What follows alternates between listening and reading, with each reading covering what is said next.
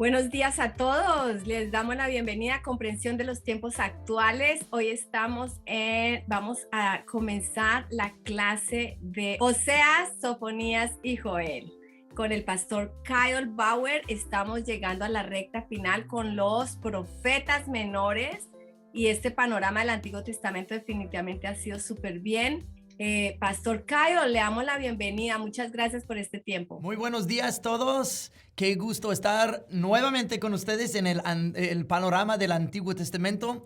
Solo nos quedan los últimos de los profetas menores. Hoy vamos a mirar varios profetas menores que son preexílicos. En la semana entrante unos preexílicos y unos postexílicos, y luego vamos a terminar con Zacarías y Malaquías, que son definitivamente postexílicos. Si no te recuerdas lo que es post o preexílico, es cuando Dios sacó a los israelitas y los de Judá del sur al exilio por su repetida idolatría. Y su idolatría sin arrepentimiento, a pesar de todos los mensajes, de todos los profetas que Dios los había enviado. Ellos no se arrepintieron y Dios los deportó. Primero los del norte a Asiria y luego los del sur a Babilonia. Entonces, habían los profetas que iban anunciando: hey, esto viene, arrepiéntanse, desechen sus ídolos, si no Dios los va a castigar. Esos son los preexílicos. Y luego cuando ellos regresaron de Babilonia, Dios envió varios profetas, Ageo, Zacarías y Malaquías, y otros profetas, la erudición no está segura si son pre o post por varias razones, pero por lo menos Ageo, Zacarías y Malaquías son los post-exílicos que cuando regresaron de su exilio comenzaron la misma pauta de ser infiel a Dios, y Dios tuvo que enviarles profetas nuevamente. Entonces vamos a mirar 3 profetas preexílicos que estaban en preparación, llamando al arrepentimiento para que Dios no los castigara. Obviamente a esos profetas la mayoría de Israel y los de Judá no los hicieron caso. Entonces vamos a comenzar con Oseas en esta mañana. La historia de Israel es la historia de cada uno de nosotros, como Dios trató con ellos desde sacarlos de su esclavitud en Egipto, llevarlos por el desierto, llevarlos al monte Sinaí, meterlos en la tierra prometida y luego ver toda la infidelidad de ellos aún estando en la tierra prometida y Dios teniendo que trabajar con ellos para llamarles la atención. Todo esto es la historia nuestra. Por eso la Biblia dice en el Nuevo Testamento de que todo esto está escrito para nuestra instrucción, para nuestra advertencia, para nuestra corrección. Entonces, mirando cómo Dios trató con Israel, podemos hacer paralelos de cómo Dios trata con nosotros y las tendencias humanas que cada uno de nosotros tenemos. Porque nosotros también tenemos la esclavitud al pecado. Experimentamos la liberación del Señor, pero también de seres humanos caídos tenemos la tendencia de revertir, de regresar a lo antiguo o hacernos muy religiosos y extraviarnos del corazón de Dios y hacer nuestros propios ídolos dentro de nuestros corazones. Esos son los mensajes de los profetas. Y vamos a ver cuando nosotros vemos los profetas preexílicos, parece que muchos tienen un mensaje bastante parecido. Nosotros ya hemos visto a Abdías, Jonás y Nahum, que son profetas los libros de esos profetas son para las otras naciones. También el profeta Daniel, hablando del futuro de otras naciones y de los tiempos finales de la venida de Cristo. Pero ahora vamos a lanzarnos hacia los profetas específicamente a los israelitas. y cómo y las cosas que Joel, Oseas y Sofonías hablan en sí merecen toda una clase cada uno de esos libros, pero no tenemos tantas clases para dar. Pero vamos a ver que estos mensajes que de veras van a pegar al corazón de uno y hablan para lo de hoy también. Entonces, con Oseas, como todos los profetas, como con todos los profetas, el trasfondo de Oseas es el pacto mosaico. Todo lo que Dios hizo a través de Moisés y todo lo que dijo a Moisés, todo lo que estableció con Israel en el monte de Sinaí, subraya y motiva gran parte del mensaje de Oseas. ¿Por qué? Porque la mayoría de teólogos, o sea, cristianos, católicos y judíos, ven a lo que sucedió entre Dios y los israelitas en el monte de Sinaí, no solo como un pacto entre Dios y pueblo, sino un pacto matrimonial. Y nosotros vemos eso a lo largo de las Escrituras. Habíamos visto en Jeremías de que por su infidelidad, y Jeremías es ambos pre y post-exílico, porque Jeremías, si se recuerdan, estaba en los últimos reyes de Judá diciendo eso va a suceder con los babilonios, y Jeremías vio la derrota de Jerusalén, escribió o compuso Lamentaciones. Entonces ya dije que es post-exílico. No, es pre-exílico y durante el exilio, es mejor dicho. Pero pero en Jeremías Dios había dado a Israel una carta de divorcio. Pero ¿cómo puedes dar una carta de divorcio si no se casó? Entonces, lo que Dios, y a lo largo de muchos de los profetas, y lo vemos también en Ezequiel, lo vemos en Isaías y otros profetas, el tema del matrimonio. Dios se casó con su pueblo y vamos a mirar el mismo tema en el libro de Oseas. Como Dios se casó con su pueblo, Israel fue muy infiel a Dios. Dios llamó al profeta Oseas, un hombre de Dios, de casarse con Gomer.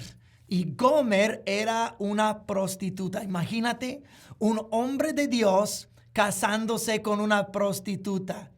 Digamos que yo no me hubiera casado con mi esposa, que es una gran mujer de Dios, y yo pastoreando una iglesia, y en una visión en la noche, el Señor dice al pastor de la iglesia: ve a la esquina, búscate una prostituta y cásate con ella y sigue pastoreando tu iglesia. No, hombre, ¿qué va a decir la gente de mi iglesia?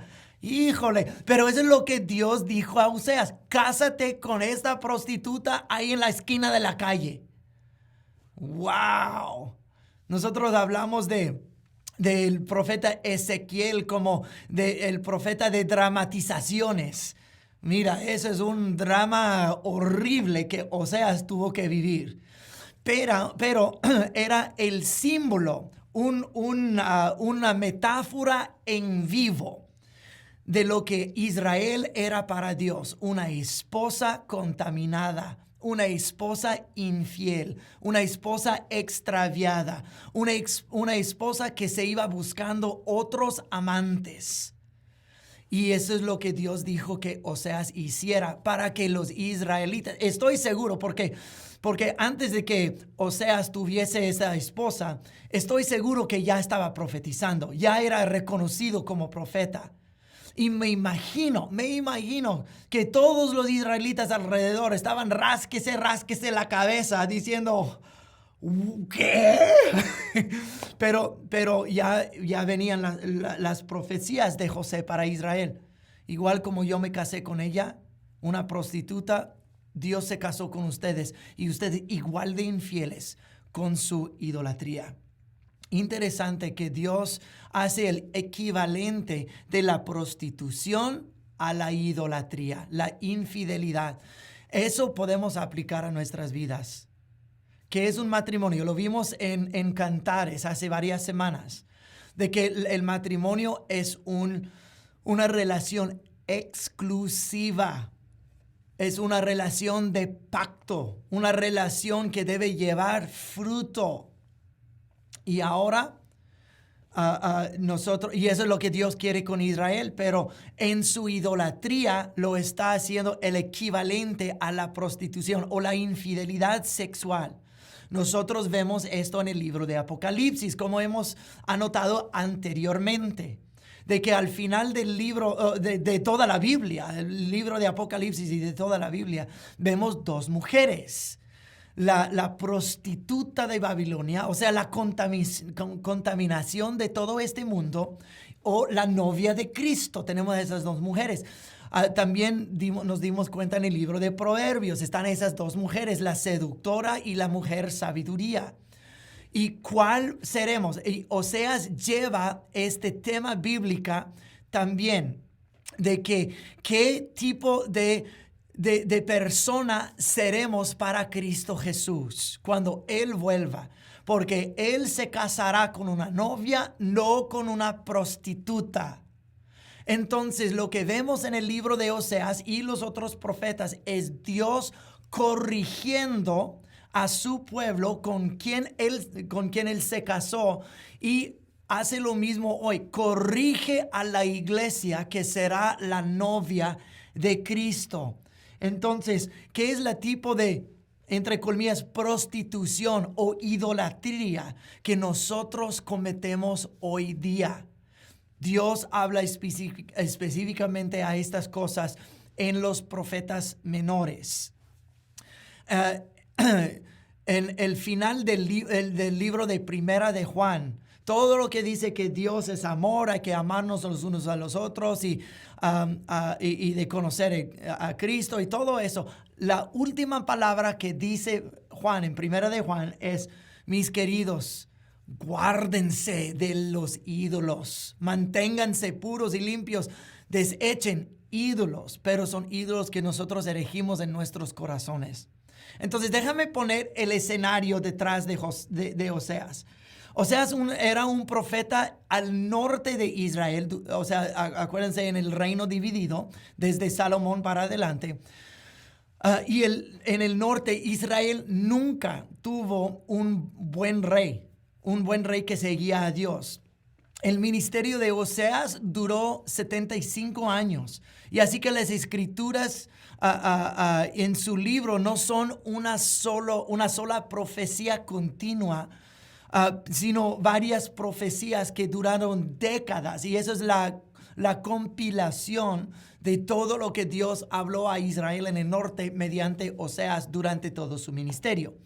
Entonces, el ministerio de Oseas comenzó con el segundo Jeroboam durante un tiempo de gran prosperidad. Eso significa que Oseas y Jonás eran contemporáneos. Ellos profetizaban durante el mismo periodo de tiempo. Entonces, Oseas comenzó con el segundo Jeroboam y terminó con la cautividad de Asirio. Entonces, durante toda esa época, él iba profetizando a Israel. Entre esos tiempos había una sucesión rápida de reyes quienes habían sido asesinados y cuyos tronos usurpados. Era un tiempo de gran idolatría y un tiempo tumultuoso políticamente en Israel. Puedes leerlo en Reyes y Crónicas, en particular en Crónicas, en particular en Reyes, Segunda de Reyes, donde hay una sucesión rápida de rey tras rey, tras rey, tras rey. Ese rey asesinó al otro, ese rey solo duró 3 meses antes de que le asesinara a otro y usurpando tronos. Tumultuoso el tiempo político, igual el tiempo espiritual. Entonces el ministerio de Oseas comenzó durante la prosperidad. Sin embargo, su prosperidad llevó a los israelitas a cada vez más carnalidad e infidelidad de Dios. Entonces la prosperidad es una espada de dos filos. Si la prosperidad llega a uno que no tiene carácter, solo va a servir para financiar sus adicciones y sus pecados. Si la gran prosperidad, si uno saca el gordo, gana la lotería, un drogadicto, ¿Tú crees que él va a remendar sus caminos y seguir al Señor? Gracias a Dios por esa prosperidad, voy a enderezar mi vida. No, no, no, no. Solo va a servir para financiar su drogadicción. Si tanta prosperidad llega a un gran mujeriego, solo va a servir para ayudar a financiar sus deseos. Vamos a mirar varias escrituras, no necesariamente en orden, pero dándonos un panorama de Oseas. Mira lo que dice Oseas 10, versículos 1 a 2. Dice, qué próspero es Israel, una vid frondosa llena de uvas. Pero mientras más se enriquece la gente, más altares paganos construye. O sea, lo que acabo de decir. Mucho dinero llega a un drogadicto, va a tener más dinero para llevar a cabo su drogadicción. Y eso es lo que está sucediendo en Israel. Sigue diciendo, cuanto más abundantes sus cosechas, tanto más hermosas sus columnas sagradas. O sea, sus columnas sagradas a otros dioses. El corazón de los israelitas es inconstante. Ellos son culpables y deben ser castigados. El Señor derribará sus altares y hará pedazos sus columnas sagradas. Entonces la prosperidad no es necesariamente señal de la aprobación de Dios. La prosperidad tampoco fue el problema. El asunto es la fidelidad del corazón de uno y el carácter de uno. El dinero no es el problema. El problema es la persona que tiene el dinero. Y el dinero que le corrompe a uno. Hace tiempo yo le dije al Señor, hace varios años, eso no fue ayer, pero le dije, Señor, voy a hacer un trato contigo. Dije, dame $50 millones y yo te prometo que voy a dar a tu iglesia $49 millones y yo me quedo con un solo milloncito. Y el Señor no me dijo nada. Y hasta la fecha no me ha contestado esa petición. Pero uno puede ver a Dios ahí en el cielo diciendo, ay, mijito, güerito, Cayo, ¿qué pasa contigo? Si yo quisiera que mi iglesia tuviese tanto dinero, ¿por qué no solo doy a mi iglesia 50 millones? ¿Por qué tengo que ir por medio de ti? No, pues, pero comencé a pensar, Dios es dueño de todo el oro y la plata y todo, pero Dios también hace lo que es perfecto para sus hijos. Y si Dios quisiera que yo tuviese ese dinero, y eso fuera de verdad la mejor cosa para mí, lo hubiera hecho. Pero el hecho de que no me lo haya dado significa que tal vez eso no es la mejor cosa para mí. Que yo comenzaría tal vez a depender del dinero y yo me confiaría en mí mismo o lo que sea. Y entonces la prosperidad no es el asunto. Es el carácter de uno, de lo que Dios más quiere en uno. Entonces, siguiendo. En Levítico 26 y Deuteronomio 28 advierten de las consecuencias de abandonar a Dios. Va a haber plagas, guerra y exilio. Desde Moisés, esto es lo que Dios decía a su pueblo. Si ustedes me abandonan, va a haber pura maldición. Plaga, guerra, exilio, hambrunas, toda clase de maldad les va a venir encima. Y eso es lo que está sucediendo en Israel. Es lo que Oseas y los otros profetas están prediciendo. Pero nosotros vemos que eso está basado en lo que Dios ya había dicho a Israel durante los tiempos de Moisés.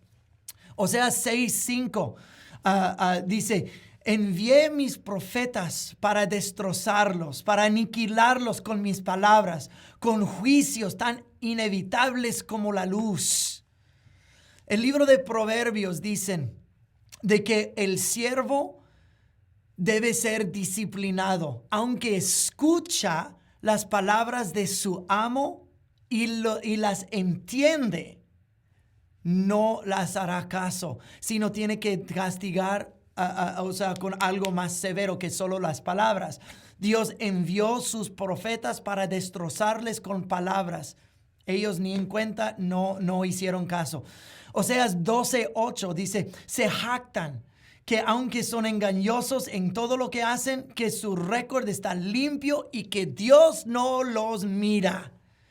Dicen, que estoy bien, Dios no ve y además mi récord está limpio. No, mijito. Dios está diciendo, tu récord no está limpio y Dios ve cada cosa que está sucediendo. Capítulo 7, versículo Dios dice, la gente no se da cuenta de que los estoy mirando. Están cercados por sus acciones pecaminosas y yo las veo todas. Romanos capítulo 2, Dios dice, yo voy a juzgar a todas las personas hasta la vida secreta de cada uno. Y la gente en el mundo hoy día, tanto como en el mundo antiguo de Oseas, ¿dónde está Dios? ¿Cuándo va a actuar Dios? Dios no hace nada, Dios no dice nada, Dios no mira nada. Y Dios está en el cielo mirando cada acción de cada persona, de cada gobierno, de cada país alrededor del mundo. Y su juicio vendrá. Tenlo por seguro. Entonces, Oseas está prediciendo que va a haber sequía y guerra y cautividad y exilio. Entonces, Dios acusa a su pueblo de que Israel es infiel. Así Dios mira su relación con su pueblo, un matrimonio infiel, y se le compara a una prostituta. Como dijimos anteriormente, Oseas, el hombre de Dios, se casa con una prostituta como un gran símbolo de la extraviación de Israel. Y Gomer siempre se extravía de su esposo y su esposo, ordenado por Dios, siempre va y le busca y le compra nuevamente y le redime.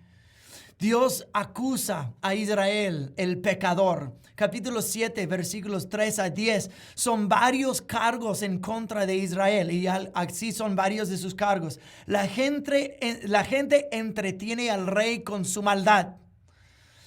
Todos son adúlteros llenos de lujuria. Dice, los príncipes se emborrachan y se entretienen se entregan a la parranda. La gente se mezcla con los extranjeros e introducen cada vez más ídolos. Dice luego, matan sus reyes uno tras otro. ¿Se acuerdan? Políticamente en la vida de Israel es un tiempo tumultuoso, que asesinatos y usurpaciones del trono y un rey tras otro. Dice, y entonces Oseas dice, ustedes matan sus reyes uno tras otro y nadie clama a mí en busca de ayuda. Suena como la tiempo política de hoy alrededor del mundo, pero esos son los cargos en capítulo 7 que Oseas, que el Señor a través de Oseas está poniendo en contra de Israel. Son parranderos, son llenos de lujuria, son idólatras y son políticamente están un desastre y nadie clama a mí. Nadie me busca para ayudarlos políticamente ni espiritualmente. ¿Qué les pasa? Yo no sé qué pasa en tu país políticamente, yo sé lo que está pasando en mi país. Y la pregunta es si estamos clamando al Señor a favor de nuestro país. Ahí en Oseas dice, matan sus reyes unos a otros y nadie clama. Clamen por sus gobiernos, clamen por sus presidentes o primeros ministros, clamen. Oseas indica que Israel es insincero. En capítulo 8, versículos 11 al 13, dice que hasta el altar de Dios llegó a ser un lugar de pecado. Versículo 12, se portan como que la palabra de Dios no se aplica para ellos. Versículo 13, aman a sus rituales y sacrificios, pero son sin significado para Dios. O sea, sus rituales de los festivales y los festivales de la nueva luna y sus sacrificios para el Señor, y aman estas cosas, pero para Dios no significan nada. Ellos son responsables por sus pecados, dice Oseas. Y luego viene el famoso pasaje en Oseas capítulo 4, versículo 6. Mi pueblo perece por falta de conocimiento, por conocimiento de la palabra de Dios. Ese es un gran cargo en contra de los sacerdotes. El pueblo falla y perece por falta de conocimiento de la palabra de Dios. Los sacerdotes, Oseas está clamando en contra de los sacerdotes, que ellos fallan en dar la palabra de Dios a la gente, y por eso todo se está echando a perder en el país. Entonces me pregunto, ¿qué está enseñando la iglesia de hoy? Si de veras están confrontando el pecado entre el pueblo de Dios, o solo están dando sus mensajes inspiracionales. ¿Cómo puedes vivir una mejor vida y tener una bonita familia y tener... solo escuchar las bonitas promesas de Dios sin saber de que Dios está llamando la atención de su novia diciendo, oye, yo veo todo lo que hacen, yo veo la idolatría en sus corazones. ¿Dónde están los pastores que predican el arrepentimiento, que confrontan su pueblo? Dice, mi pueblo perece porque no saben lo que yo exijo de ellos. Solo quieren la bonita gracia de Dios, y ciertamente Dios tiene gracia y misericordia. Donde hay pecado y donde hay arrepentimiento, hay perdón. Pero ¿dónde está la predicación del arrepentimiento para que Dios pueda mostrar más de su gracia? Pero no va a haber gracia donde no hay arrepentimiento. Dice, por eso todo el mundo se está echando a perder. Hasta mi pueblo se echa a perder, porque mis sacerdotes están fallando en darles la palabra de Dios. Esas son palabras bastante impactantes. Dice Oseas que Israel es un pueblo sin valor. Hay un tema recurrente del pueblo de Dios que es inútil en sus pecados. Inútil como una prostituta como esposa. Tan inútil como pan medio cocido, dice Oseas. Capítulo 7, versículo 9 dice, rendir culto a dioses ajenos consume sus fuerzas, pero ellos ni cuenta se dan. Capítulo 7, versículo 16 dice, son tan útiles, tan inútiles como un arco torcido, como pan medio cocido, como una prostituta de esposa. Y mira lo que dice en Segunda de Reyes 17, 14 al 15, cuando los del norte fueron llevados cautivos por los asirios. Sería durante los últimos del tiempo de Oseas, dice Segunda de Reyes 17.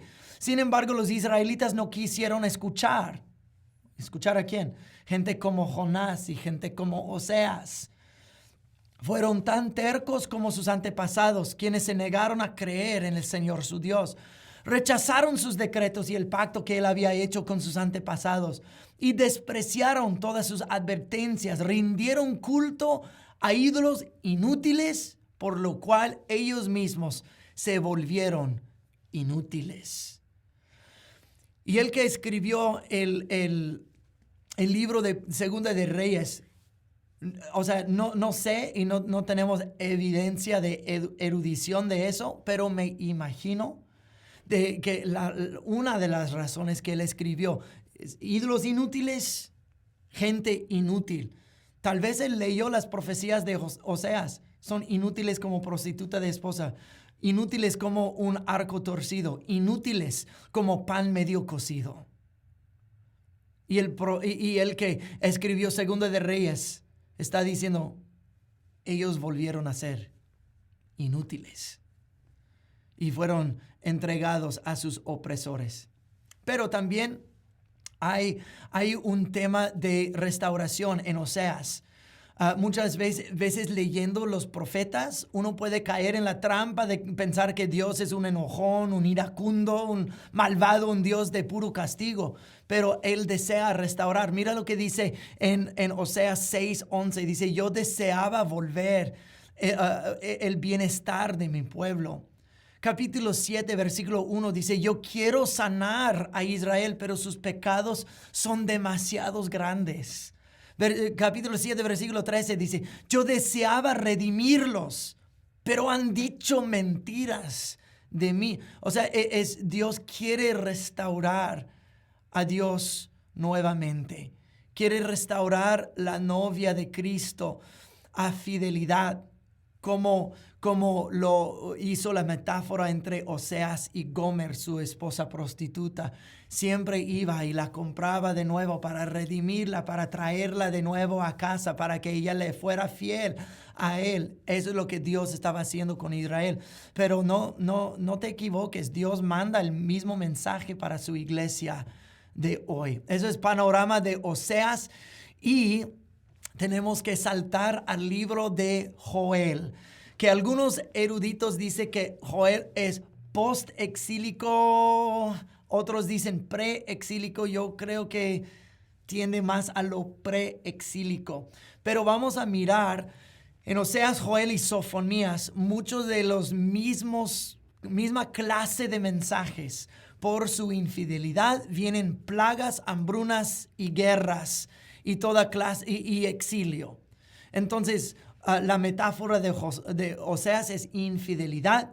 No hay tantas metáforas en Joel y Sofonías, pero el mensaje es lo mismo. Miren conmigo a Oseas, Joel, capítulo 1, comenzando en versículo 2.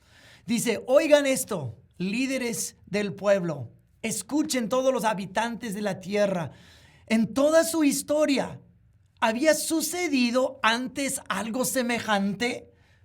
Tiempo. Uno podría decir la misma cosa de los últimos 2 años, pero no de la historia de Israel, sino en la historia de todo el mundo. Todo lo de COVID y todo lo que ha sucedido en los gobiernos alrededor del mundo, y todos los efectos continuos que nosotros vemos y continuaremos viendo. Podríamos hacer la misma pregunta. ¿Había sucedido antes algo semejante en nuestra historia? Yo creo que los últimos 2 años, porque en tiempo de esa enseñanza es el año 2022, en la historia del mundo, ha habido una sacudida de este mundo, un estremecimiento del mundo como hemos visto en los últimos 2 años. Yo no creo. Entonces seguimos con Joel, versículo 3. Cuéntenlo a sus hijos en los años venideros, y que sus hijos lo relaten a sus hijos. Transmitan esa historia de generación en generación. Después de que la oruga devoró a las cosechas, el pulgón acabó con lo que quedaba. Luego vino el saltamontes y llegó también la langosta. Despiértense, borrachos, y lloren. Giman, bebedores de vino. Todas las uvas están arruinadas y se acabó el vino dulce. Un inmenso ejército de langostas ha invadido mi tierra. Un ejército terrible, imposible de contar. Sus dientes son como los del león, y sus colmillos se parecen a los de la leona. Destruyó mis vides y arruinó mis higueras. Les arrancó la corteza y las destruyó, dejando sus ramas blancas y desnudas. Ahora versículo 19. Señor, ayúdanos. El fuego ha devorado los pastos del desierto, y las llamas han consumido todos los árboles. Hasta los animales salvajes claman a ti, porque los arroyos se secaron y el fuego ha devorado los pastos del desierto. ¿Qué está sucediendo en el libro de Joel? Dios envió desastre tras desastre a Israel para llamarles la atención, para sacudirles de su comodidad, para despertarlos. Mandó ejércitos de langostas y saltamontes y pulgones y orugas para devastar las cosechas, o sea, para arruinar las finanzas de Israel. Eso fue destrucción de la economía de Israel. Y destrucción de la economía llevó a hambruna. Y sobre la hambruna y devastación de los ejércitos de insectos, había fuego y había sequía. Dice que el fuego ha devorado los pastos del desierto y los arroyos se secaron. Entonces, no solamente ha arruinado la economía de Israel, la agricultura de Israel, provocando hambruna en Israel, lo que quedaba fue devorado por fuego y había sequía sobre todo. ¡Wow! Entonces Joel está mirando todas esas calamidades sobre Israel y está clamando. Dice, despiértense, borrachos, lloren, porque ya no tienen su vino. O sea, no tienen su dinero, no tienen su economía, no tienen su agricultura, no tienen su comida, no tienen su agua ni siquiera, no tienen nada. Dios les está despojando. ¿Por qué? ¿Porque Dios es un malvado? No, Dios está llamando la atención. Dice en Salmo 119, el autor de Salmo 119, si no me equivoco, perdón, que no están mis notas, yo creo que es versículos 73 o 75, pero lo pueden buscar después. Dice, mi sufrimiento me hizo bien, porque me hizo hacer caso a tu palabra. ¡Wow! El sufrimiento me hizo bien, porque me despertó. Me llamó la atención, me hizo voltear mis ojos nuevamente a tu palabra. Eso es lo que Dios está haciendo a los israelitas en el tiempo de Joel. Y hace la pregunta, ¿había sucedido antes algo semejante? O sea, está diciendo, estas calamidades son tan fuertes y tan graves que Israel jamás había visto un estremecimiento así. Cuando nosotros vemos plagas sobre la agricultura, plagas sobre la economía y cosas que van devastando el país. O yo no sé, lo que estamos viendo ahora mismo, Dios está sacudiendo, está cacheteando a la gente diciendo, mírenme, clamen a mí, volteen de sus ídolos, perdón. Fue un llamado al arrepentimiento y la humildad y el ayuno para clamar al Señor otra vez. ¿Qué estamos enseñando en nuestras iglesias? Estamos dando los mismos mensajes de Oseas y Joel y lo que vamos a ver en unos minutos en Sofonías. Estamos diciendo, ustedes andan mal, andan construyendo sus ídolos y confiando en sí mismo, y Dios está trayendo destrucción alrededor del mundo, hambruna y economía, y lo que hemos visto de inflación en los Estados Unidos, y uno puede decir, que es el presidente y malas decisiones, y ciertamente buenas decisiones pueden ayudar, pero Dios... La Biblia dice en el libro de Proverbios que el corazón del rey está en las manos del Señor. A final de cuentas, Dios es el que mueve las piezas del mundo como una tabla de ajedrez. Dios está moviendo cosas. Dios está provocando cosas. Dios quiere despertar a su gente. Entonces, el mismo mensaje de Oseas, Joel, Sofonías y los demás es el mensaje que se debe de predicar ahora mismo en las iglesias. Entonces, en Joel nosotros vemos ola tras ola tras ola destruyendo la psicología, la economía, la libertad, el alma, la identidad, sistemas de Israel, como estamos mirando en los últimos 2 años alrededor del mundo. Y podemos hacer la pregunta que Joel hizo: ¿había sucedido semejante cosa antes? Pero también llevamos la promesa de restauración. Cuando hay arrepentimiento, todo lo que se perdió será restaurado. Joel 2:25 dice, los años que la oruga, el pulgón y el saltamontes y la langosta robaron, serán restaurados, dice el Señor. Nosotros vemos en Joel capítulo 3 que Dios reunirá a todos, dice, en el valle de decisión. En el año nuevo, el 1 de enero del año 2020, el Señor me mostró una visión. Y la visión fue de un león. Y el león se dirigió hacia mí en la visión y me dijo estas cosas. Acuérdense, es el 1 de enero 2020, más o menos unos 12 semanas antes del comienzo de todo lo de COVID. Me dijo el león, que es Cristo Jesús, dijo, estoy por rugir y cuando yo rujo se van a quebrantar los cimientos de todo el mundo. Y así me dijo, y nadie sabiendo lo que iba a suceder en los meses sucesivos. Entonces, Dios comenzó a rugir. Ahora, en los Estados Unidos, hace 100 años, en los años 1900, la década de los 20, en los Estados Unidos se llamaban los rugientes 20. Y el rugir era de parranda y fiesta. En la historia de los Estados Unidos, la década de los 20 se marcaba por una década de decadencia, de parranda, de desenfreno, de prosperidad económica.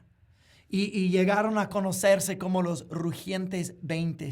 Pero comenzando los 2020, 100 años después, el Señor me habló y dijo, esos volverán a ser los rugientes 20, pero esta vez seré yo que voy a rugir.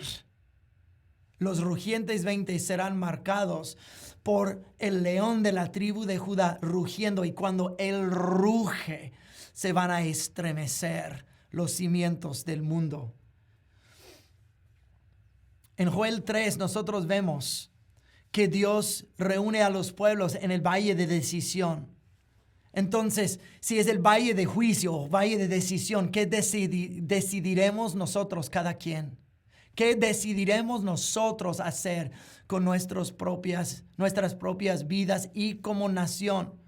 Como sacerdotes y reyes para nuestro Dios, podemos entrar en el papel de responder por el pueblo y clamar al Señor por nuestra gente, por nuestra iglesia, por nuestra nación, y responder a Dios. Si hay un valle de decisión, ¿qué decidiremos nosotros?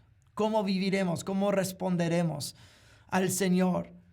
Pero también en el valle de decisión, el Señor también ruge. Amós, mira cómo Dios ruge en los profetas. Amós capítulo 3 versículo 8 dice, Él ruge y los profetas profetizan.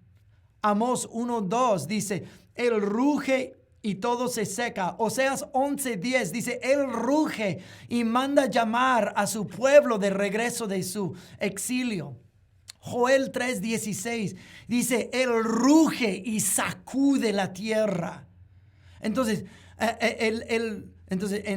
para sumar todo eso, dice, Él ruge para ella proclamación de su palabra, su rugir reúne a su pueblo y su rugir agita el mundo, llevándolos a juicio a tomar una decisión. Cuando Dios ruge, cosas suceden. Y en esta década de los 20 alrededor del mundo, Dios está rugiendo para lo mismo. Su rugir es la que debemos de proclamar su palabra. Su rugir es para que su pueblo se reúna. Su rugir es para agitar a todo el mundo. Está llamando a todo el mundo al valle de decisión. Y la decisión es, ¿a quién seguirás? ¿A mí o a este mundo? Y nosotros, por último, vemos en Joel el derramamiento, la promesa del derramamiento del Espíritu Santo. Joel capítulo 2 es lo que el apóstol Pedro cita cuando ellos fueron llenos del Espíritu Santo en Hechos capítulo 2. Joel profetiza la restauración de Israel, profetiza de que Dios va a inundar, que va a derramar su Espíritu Santo sobre toda carne, y su pueblo profetizará. En esos días finales, en esos días en el valle de decisión, en esos días en que Dios está rugiendo, también está derramando de su Espíritu sobre el pueblo que lo quiere. Y nosotros vemos esto en Joel. Eso es panorama del libro de Joel. Y se está acabando rápidamente nuestro tiempo hoy, pero todavía tenemos que hablar de Sofonías. Como les dije, cada uno de esos profetas podría ser una clase en sí mismo, pero eso es panorama. Entonces, vamos a saltar a Sofonías y vamos a mirar algunos de los mismos temas de Oseas y Joel. Pero mira lo que dice Sofonías. Eso es mi sumación de Sofonías, y vamos a mirarlos por los próximos minutos. Pero si estás tomando notas, va a proclamar en contra de la familia falsa, los apóstatas apatéticos, los pecadores plácidos y la congregación contaminada. Entonces está clamando en contra del pueblo de Dios, y nosotros podremos aplicar esto a la novia de Cristo, la iglesia de hoy. El que tiene oídos, que oiga lo que el Espíritu Santo dice a las iglesias. Entonces, Sofonías comienza con el juicio venidero. Y nuevamente lo que el Señor me mostró en el año nuevo de 2020, Él romperá los cimientos de la iglesia. Mira lo que Sofonías dice en capítulo 1, versículos 2 a 3. Dice: arrasaré con todo lo que hay sobre la faz de la tierra, dice el Señor. Arrasaré con personas y animales por igual. Arrasaré con las aves de los cielos y con los peces del mar. Reduciré a los malvados a un montón de escombros y borraré a la humanidad de la faz de la tierra, dice el Señor. ¡Wow! Así comienza el libro de Sofonías. Es como el Señor diciendo: yo rugiré, y cuando lo hago voy a estremecer y romper los cimientos del mundo. Dios va a romper todo. No por crueldad, sino por misericordia. Dios está rompiendo cosas no por despreciar a la humanidad, pero como un hueso quebrado que nunca fue arreglado para que se sanara bien. Todo está chueco en nuestro mundo y Dios lo tiene que romper para ponerlo bien. Sofonías habla mucho del día del Señor. La semana entrante vamos a dirigir más comentarios hacia lo que es el día del Señor. Pero el día del Señor, en versículos 14 hasta 18 de capítulo 1, el día del Señor es inminente. La destrucción es inminente. Lo que vemos en nuestro mundo, el juicio del Señor, la venida de Cristo es inminente. Pero Sofonías en sus 3 cortos capítulos habla de esas 4 cosas y luego un llamado al arrepentimiento. Quiero comenzar con la familia falsa. Versículos 4 y 5 de capítulo 1 dice así: aplastaré a Judá y a Jerusalén con mi puño y destruiré todo rastro del culto de Baal. Acabaré con todos los sacerdotes idólatras para que se borre hasta el recuerdo de ellos. Pues ellos suben a las azoteas y se postran ante el sol, la luna y las estrellas. O sea, los sacerdotes dicen, la familia de Dios, la familia falsa, es lo que nombré esta sección, la familia falsa. La familia que dice seguir al Señor, pero al mismo momento están rindiendo culto a otros ídolos. Ese es un regaño sobre los líderes espirituales del pueblo de Dios. Ellos supuestamente están liderando al pueblo de Dios para adorarle a Dios. pero son infieles a Dios en sus corazones y en su conducta. Y Sofonías está regañándolos, llamándolos al arrepentimiento. Hey, ustedes que dicen servir al Señor y luego suben a sus azoteas para su culto verdadero y su conducta dice otra cosa. Y está hablando a los líderes. Otra cosa, recalco, ¿qué está sucediendo dentro de la iglesia, la novia de Cristo? Sus diáconos, sus líderes de grupos pequeños, sus pastores, sus apóstoles y profetas, sus maestros, evangelistas, ¿qué está sucediendo entre ellos? Están utilizando el ministerio para avanzar su propia vida, pero en su corazón están llenos de lujuria y envidia y engaños y avaricias. Es lo mismo que Jesús dijo a los fariseos del tiempo suyo. Digo, ustedes son como tumbas emblanquecidas, bien bellas y elegantes por fuera, pero por dentro llenos de huesos secos. Sofonías está diciendo la misma cosa. Muchos adoran a Dios en la iglesia y llenan sus bocas luego de cosas, de palabras sucias, chismes y mentiras y enojo, justo al terminar el culto. Hay diáconos y ancianos y pastores en la iglesia que rehúsan diezmar o dar ofrendas o ayudar a los pobres o honrarle a Dios con sus talentos o recursos. Su dinero es solo para ellos y ha llegado a ellos a ser un ídolo. O están llenos de lujuria.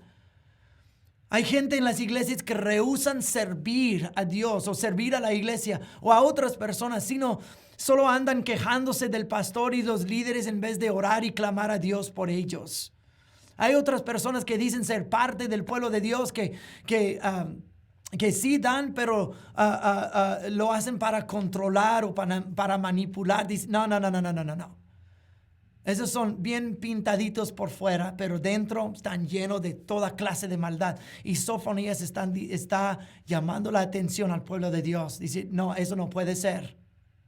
Si vas a ser la familia de Dios, hay que vivir de acuerdo a la manera que más le agrada a Dios. Y no puedes llenar su vida de ídolos. Eso es la familia falsa. Y luego, en capítulo 1, versículo 6, habla a los apóstatas apatéticos. Mira lo que dice el versículo 6. Dice, destruiré a los que antes me adoraban, pero ahora dejaron de hacerlo. Ya no piden el consejo del Señor, ni buscan mis bendiciones. Los que antes adoraban y luego se apartaron. Los apóstatas apatéticos. Es la parábola del sembrador que dijo Jesús. La semilla entre la hierba mala o entre la tierra pedregosa. Que antes lo recibieron, antes comenzaron a echar raíces, antes comenzaron a crecer, pero llegaron las lujurias de este mundo, llegaron la persecución, llegaron el engaño del dinero y se marchitaron. Antes lo adoraban, pero ahora no. Mateo capítulo 24, versículos 11 al 13, dice que abundará el pecado por todas partes y el amor de muchos se enfriará. Pero el que se mantenga firme hasta el fin será salvo. Sofonías está diciendo, los que adoraban antes y ahora se apartaron, Dios viene por ti. Dios mira. Y Dios no dejará en paz la apostasía. Segunda de Tesalonicenses capítulo 2, versículo 3, dice, pues aquel día no vendrá hasta que haya una gran rebelión en contra de Dios. O sea, una gran apostasía. Judas, capítulo 1, versículo 5, dice, aunque ustedes ya saben estas cosas, igual quiero recordarles que Jesús primero rescató de Egipto a la nación de Israel, pero luego destruyó a los que no permanecieron fieles. Es evidente en la Biblia por medio de esos pasajes y lo mismo que dice Sofonías, lo que acabamos de leer. Y muchos más pasajes dicen otras cosas, especialmente Hebreos capítulo 10, que uno puede abandonar a Dios y rechazar la fe que antes confesaba. Una persona que dejaba de creer después de su confesión de recibir la fe, recibirá la destrucción por igual. Dios los salvó de Egipto y los que fueron salvos luego fueron destruidos por abandonar al Señor y abandonar la fe. ¡Wow! Sofonías dice lo mismo. Destruiré a los que antes me adoraban, pero ahora dejaron de hacerlo. Son palabras para despertar y para ser introspectivo. Y luego Sofonías se dirige a los pecadores plácidos. Capítulo 1, versículo 12, dice: buscaré con linterna. Escuchen bien, presten atención, por favor. Dice: buscaré con linternas en los rincones más oscuros de Jerusalén para castigar a quienes descansen cómodos en sus pecados. Piensan que el Señor no les hará nada, ni bueno ni malo. Wow. Dios no me ve, ni le importa, ni le importo. Seguiré haciendo lo mío. Dios dice: con linternas buscaré en cada rincón cada persona que así cree, que no le importo a Dios, a Él no le importa lo que hago, no mira y no hará ni bien ni mal, así que puedo seguir haciendo lo mío. No podemos seguir así. Y luego Sofonías se dirige a la congregación contaminada. Capítulo 3, versículos 1 al 4. Escuchen. Dice: ¿qué aflicción le espera a la rebelde y contaminada Jerusalén, la ciudad de violencia y crimen? Nadie puede decirle nada. Rechaza toda corrección. No confía en el Señor, ni se acerca a su Dios. Sus líderes son como leones rugientes en cacería de sus víctimas. Sus jueces son como lobos voraces al anochecer, que para la mañana no han dejado rastro de su presa. Sus profetas son mentirosos y arrogantes en busca de su propia ganancia. Sus sacerdotes profanan el templo al desobedecer las instrucciones de Dios. Esa es la congregación contaminada. Israel llegó al estado de su rey, el rey Manasés. Fue durante el tiempo de Sofonías el rey más malvado en la historia de Judá, que fue antes de Josías y antes de la deportación a Babilonia. Fue el rey más malvado y había violencia, idolatría, inmoralidad, matanza y brujería por todos lados. Y en los breves años anteriores a Josías, el pueblo estaba en tan malísimas condiciones espiritualmente como era su rey. Y me pregunto si nosotros en la iglesia alrededor del mundo somos muy diferentes. ¿Estará casi llena nuestra copa para el juicio del Señor? ¿Seremos nosotros también la congregación contaminada, los pecadores plácidos, los apóstatas apatéticos o la familia falsa? Eso es una invitación a escudriñamiento del corazón propio y al arrepentimiento y volver a seguir al Señor como se debe. Para concluir Sofonías, quiero leer capítulo 2, versículos 1 al 3. Dice: reúnanse, sí, júntense, nación desvergonzada. Reúnanse antes de que comience el juicio, antes de que su oportunidad de arrepentirse vuele como la paja. Actúen ahora, antes de que caiga la intensa furia del Señor y comience el terrible día de la ira del Señor. Busquen al Señor los que son humildes y sigan sus mandamientos. Procuren hacer lo que es correcto y vivir con humildad. Quizá todavía el Señor los proteja y los libre de su ira en ese día de su destrucción. Wow. El llamado del Señor es sin equivocación. Hey, todavía hay tiempo. Antes de que llegue el juicio, júzgate a ti mismo. Arrepiéntete. Pon todo en orden en tu vida. Obedece al Señor. Haz lo que es correcto. Corrige esos hábitos malos y actitudes feas dentro de ti.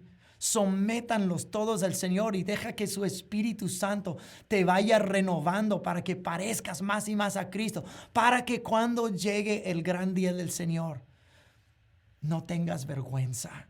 Como dice el Salmo 119, en el primer poema, versículos 1 al 8, dice así, versículos, si no me equivoco, son 5 al 6, dice, yo guardaré tu palabra para que cuando compare mi vida con tu palabra, no tendré vergüenza. Y así te agradeceré por vivir como se debe. Vivir como se debe no es un acto de deber, es un acto de gratitud, de que el Señor te ofrece la salvación, te ofrece la oportunidad de arrepentirte. Y luego nosotros podemos vivir lo correcto y lo obediente de regreso a Él en gratitud. Así cuando venga el día de juicio y estemos frente a Él cara a cara, no tendremos vergüenza. Júzgate a ti mismo antes de que Dios te juzgue a ti. Esos son los libros de Oseas, Joel y Sofonías, y seguiremos con los otros profetas la semana entrante. Que el Señor los bendiga. Pastor Kyle, muchas gracias. Creo que aquí quedamos sin palabras. Excelente, excelente. Y tenemos para meditar. Y como el llamado es a revisarnos. Yo creo que Dios sí está llamando a la iglesia a revisarse. Y la verdad, mientras usted escucha esto, yo le pido que no sea solamente una clase como que, wow, qué bueno, sino podamos tener el tiempo donde ustedes están y reflexionar y venir en la presencia del Señor y permitirle al Señor que nos dé convicción personal de que cómo estamos viviendo y dónde de pronto hemos caído, que ni siquiera a veces nos damos cuenta porque una de las cosas que yo digo es que corremos, corremos, corremos y la vida corre, corre, corre y no hay tiempo a veces para reflexionar y ahí es donde yo pienso que en los últimos tiempos el diablo nos está engañando porque necesitamos parar, necesitamos reflexionar, necesitamos permitirle al Señor que hable. Entonces, yo quiero cerrar con oración. Padre, gracias por estas enseñanzas, gracias por tu palabra, gracias porque lo que se escribió hace muchísimos años a través de los profetas es para hoy, Señor, se aplica para hoy en nuestras vidas. Yo pido que cada oyente de estas clases, Señor, que tu Espíritu Santo sea enseñándonos, que seas mostrándonos, que seas trayéndonos a convicción, Padre, y que seamos hechos más y más a tu imagen y estar listos, Señor, para cuando tú vengas, Señor. Te lo pedimos y te damos las gracias en el nombre de Jesús. Amén. Amén. Bueno, Pastor Kyle, muchas gracias y nos vemos la próxima semana. Dios les bendiga.